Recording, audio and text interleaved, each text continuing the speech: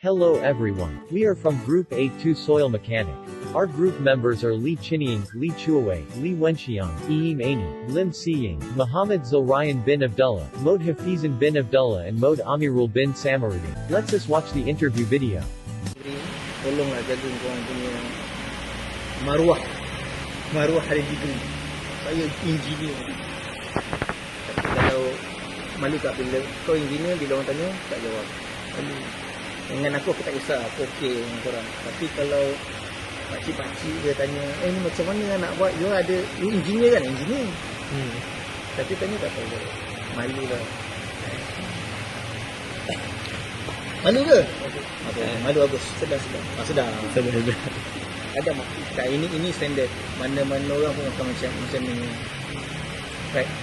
Bagaimanakah cara menyelesaikan masalah tembok retaining wall daripada retak? Okey. Bila kita dah tahu retaining wall tu apa yang sesuai yang kita nak guna. Let's say lah kita guna precast lah kita guna cast in situ wall. Pernah dengar nama perkataan whip hole tak? Lubang air. Orang kau cakap lubang air kan, kau kata air kencing pula. Orang macam-macam lubang air. So whip hole ni, air yang daripada tanah tu dia akan keluar daripada tu. So itu antara prevention untuk satu-satu retaining wall tu kukuh daripada tekanan air yang tertakung dalam apa tu? Tanah. Selain daripada tanah tu, macam aku cakap tadi, bila kita nak compact layer by layer supaya tanah tu dia mampat, so tak ada potensi air serap masuk dalam. Okey, clear. Boleh tak? Boleh. Ke nak detail lagi? Faham? So last, apa jenis tembok penahan yang paling relevan terhadap tekanan tanah sisi? Ini tak boleh jawab. Ini dia paling relevan ni dia ada. Dah nak habis Itu berapa tahun semua? Relevan kan? Dia telah tergantung lah. Sebab yang ni, bila kita nak construct satu perkara, kos kena fikir juga. So kalau nak cakap relevan daripada segi kos tak, relevan daripada segi kualiti tak, relevan daripada segi masa tak. So kalau ada benda yang kualiti kita boleh jaga, tapi masa kita burst. Sedangkan tempat tu tak boleh. Tempat contoh kita nak buat jalan raya, kita tak boleh blok jalan raya tu terlalu lama sebab ada trafik nak lalu. So bila kita kita guna kaedah lain yang agak-agak selamat. Kalau nak cakap kualiti yang terbaik, ada lagi satu cara yang baik, tapi kita terpaksa guna kaedah tu untuk sebab masa terlalu singkat. Ada juga kes macam ni. So yang ni dia subjektif. Dia depends pada tempat tu sendiri lah. Ke masih belum jawab ni? Bang nak kutip ni bang ambil lah. Malaysia tu negara mana? Dia bukan pasal negara, dia pasal dekat tempat mana yang kau nak buat tu. Kalau contoh kau nak buat dekat sungai, kau nak buat retaining wall sungai, dia dah lain pula yang sesuai dekat tempat tu. Macam cakap, kalau kita nak buat untuk laluan macam kat highway kan, ada retaining wall kan, JB apa semua tu kan. So sesuai tak buat JB kat situ daripada segi masa dia? Kalau nak cakap kualiti, semua orang nak kualiti, tapi tahap macam mana? Dia ada kualiti yang grade A, ada kualiti juga tapi grade B. So kat mana? Kena tengok juga masa. Kalau A boleh, tapi ambil masa lagi seminggu nak siap. Boleh sabar lah. Yang ni boleh sabar lah. Itu cerita dia. Kita tak tahu based on site condition macam mana. Okay? Dia tak boleh nak, yang ni tak, dia saja tu. Memang saja tu. Right? Kalau tanya negara mana tu, dia bukan pasal negara. Dia pasal keadaan tempat tanam tempat tu sendiri. Now, let's us watch another interview video with the consultant civil engineer. Okay, Assalamualaikum dan selamat pagi. Salam. Saya Muhammad Hafizan bin Abdullah, merupakan pelajar Universiti Tun Hussein On, tahun 3, mengambil jurusan pengurusan teknologi pembinaan. Okey. Okey, untuk rakan-rakan yang lain, sila memperkenalkan diri anda. Ya. Salam sejahtera, nama saya Li Jingying.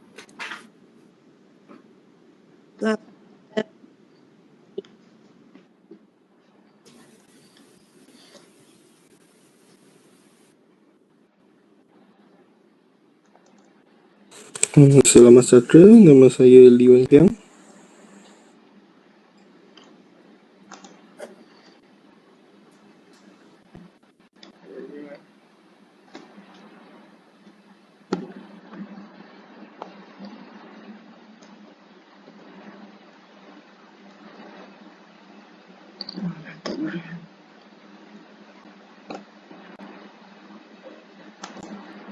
Amirul? Ada tak Amirul?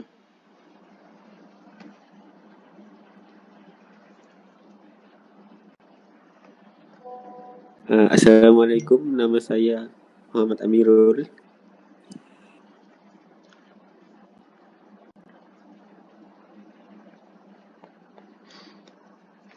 Okey, tanpa melengahkan masa, kita akan memulakan sesi temu bual pada pagi ini. Okey, dengan isu yang pertama adalah berkaitan dengan consolidation. Okey, sebelum itu saya nak tanya berkaitan dengan apakah punca yang menyebabkan berlakunya keretakan pada sesebuah bangunan? Okey, sebelum kamu tanya, saya nak tanya kamu dulu, apa yang kamu tahu tentang consolidation? Apa yang kamu tahu tentang consolidation? Masya Allah. Pada pengetahuan saya, consolidation ni adalah satu proses untuk pemendapan tanah, pemampatan. Di mana pemampatan itu berlaku adalah untuk menguatkan struktur keadaan tanah. Itu adalah pengetahuan saya, Encik. Okey, jadi punca-punca yang menyebabkan berlakunya keretakan pada sebuah bangunan disebabkan oleh consolidation ni berlaku apabila soil treatment atau rawatan tanah tidak dijalankan dengan sempurna lah di kawasan pembangunan yang dicadangkan, which is soil treatment ataupun rawatan tanah tidak dijalankan dengan sempurna di kawasan pembinaan. Itu yang menyebabkan consolidation berlaku. Okay. So kalau apakah alternatif yang dilakukan untuk mengelakkan berlakunya keretakan bangunan? So you have to go back to the soil treatment. Kena buat kerja rawatan tanah. Okay, soil treatment. Sebelum suatu pembangunan dibuat, kena buat dia punya rawatan tanah dulu. Consolidation ni berlaku disebabkan oleh pemendapan lapisan bawah tanah. Okay, lapisan bawah tanah yang biasanya terdiri daripada pit soil, tanah yang lembut, okay, pada kedalaman yang tertentu, pada kedalaman tertentu yang menyebabkan pemendapan. Okay. So apa yang perlu dibuat untuk mengelakkan masalah consolidation ni ialah dengan membuat soil treatment. Dalam construction dia ada dua soil treatment, iaitu yang pertamanya adalah pemasangan vertical drain (VVD). Alright. Pemasangan vertical drain, dan yang kedua adalah untuk mempercepatkan pemendapan tu kita kena buat surcharging, pembebanan kepada tanah, surcharge. Okey, boleh dapat? Boleh, Cik. Okey, seterusnya adalah isu yang kedua. Untuk ujian tadi tu, ujian. Soalan yang ketiga adalah ujian. Ujian ujian. dilakukan pada tanah. Ujian, biasa kita akan buat borehole test lah. Borehole test dan juga resistivity test. Borehole ni kita buat ni lah, borehole test. Yang kedua resistivity ni untuk mengenal pasti kandungan air dalam tanah. Okey. Okey, untuk isu yang kedua adalah berkaitan dengan shear strength. Okey, soalan yang pertama adalah faktor kegagalan dari segi kekuatan tanah, iaitu kestabilan jisim tanah sehingga menyebabkan berlakunya keruntuhan sesebuah bangunan. So, apa faktor yang menyebabkan keruntuhan pada sesuatu bangunan? Dia kalau bercakap pasal keruntuhan, pertamanya disebabkan oleh sifat tanah itu sendirilah. Sifat tanah sendiri yang ada masalah shear strength yang lemah, lepas itu kita buat pembangunan di atas dia tanpa buat rawatan. Oke, itu first. Yang kedua, dari segi kegagalan reka bentuk, kelemahan reka bentuk. Dan ketiga, kelemahan masa pembinaan. Oke, kita engineer akan desain. Oke, kalau desain itu ada masalah dan potensi untuk gagal itu tinggi lah. Dan bila jumpa dengan kontraktor tidak buat dengan betul, dan possibility untuk gagal itu pun tinggi juga lah. Okey, Cik, saya nak tanya, adakah aliran air bawah tanah ni mempengaruhi sesuatu bangunan itu menjadi akan runtuh atau mengubah struktur tanah lah? Ya. Alright. Okey, untuk yang kedua, solusi. Apakah solusi yang akan digunakan untuk mengatasi kegagalan struktur bangunan dari segi kestabilan jisim tanah?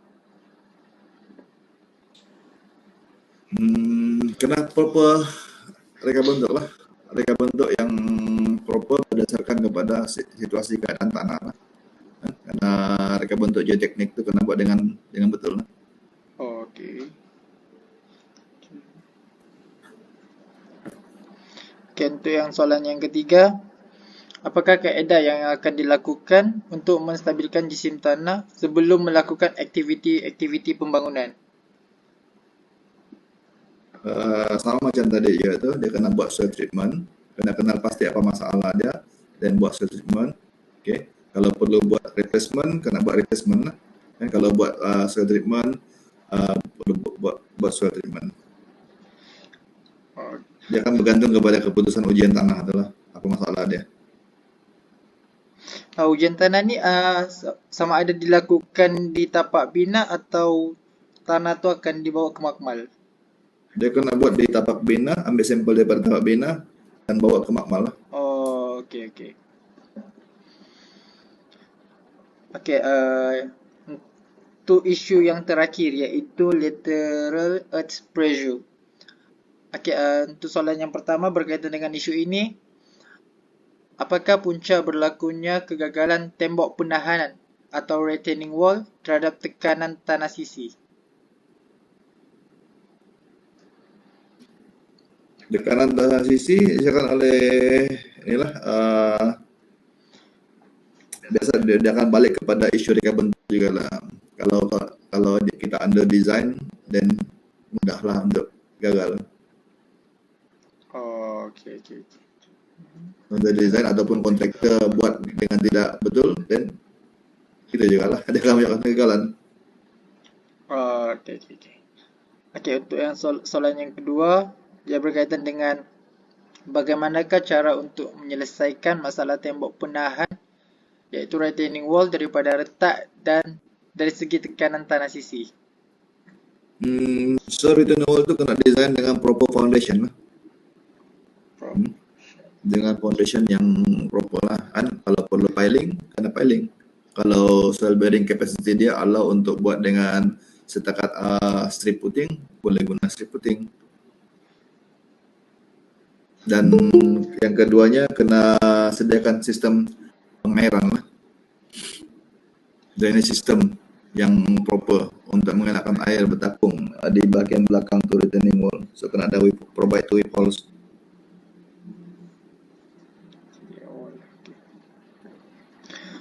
Okey, soalan yang terakhir untuk berkaitan dengan isu lateral earth pressure ni adalah kita orang nak tahu apakah jenis tembok penahan retaining wall yang paling relevan digunakan di Malaysia.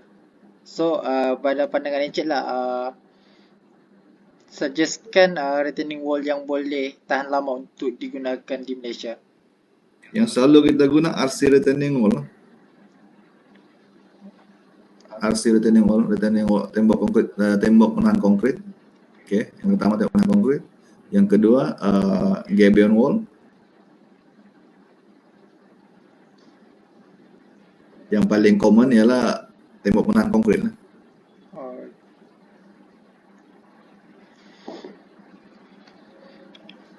Okey, untuk soalan sesi pagi ini dah selesai. Rakan-rakan yang lain ada soalan lain tak? Nak tanya berkaitan dengan tiga-tiga isu ini. That's all from Group A2. Thank you.